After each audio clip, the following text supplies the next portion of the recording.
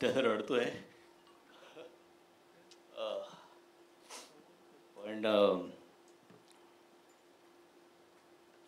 खरं तर शब्दच नाही आहेत माझ्याकडे.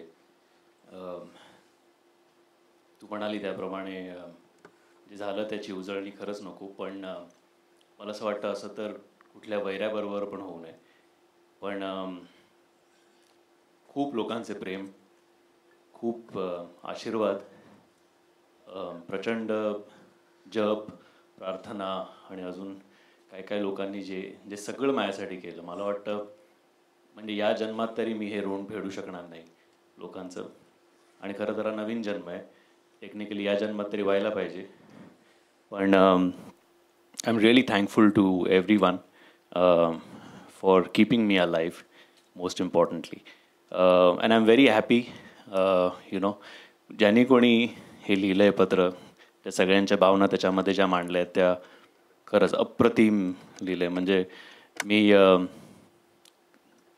स्वतःला कंट्रोल नाही करू शकलो, खाली बसलो होतो तेव्हा. पण very nicely written. Thank you so much for everything.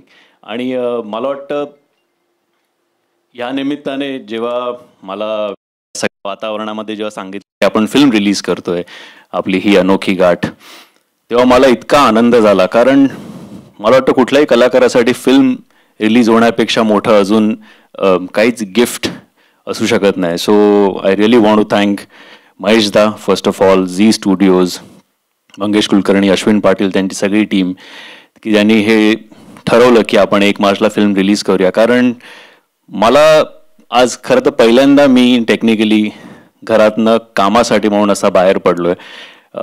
मागे एकच दिवस मी तो इंटरव्ह्यू केला, पण त्यानंतर पडलो नव्हतं. सो माझ्या मनात पण थोडीशी धाकधूक होती. पण मला वाटतं आपले सगळे लाडके ओळखीचे चेहरे बघून मला खरंच खूप मज्जा आली. So thank you once again.